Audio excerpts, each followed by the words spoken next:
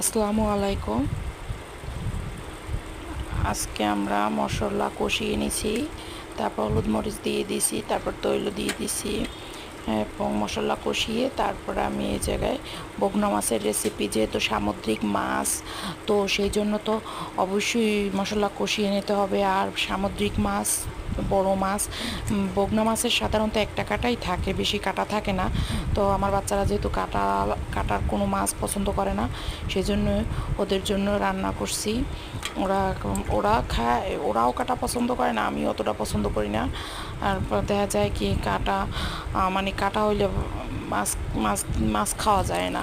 তো এখন বগনা মাছের মশলা কষিয়ে তারপর মাছ দিয়ে দিছি, তারপর হালকা একটু পানিও দিয়ে দিছি।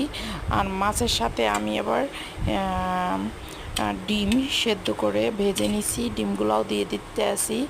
আপনারাও এরকমের আপনারাও এরকমের রেসিপির সাথে হালকা চেষ্টা করবেন বাচ্চাদের খাওয়ানোর জন্য, ডিম দিয়ে দেওয়া, সেদ্ধ ডিম। আল্লাহ হাফেজ।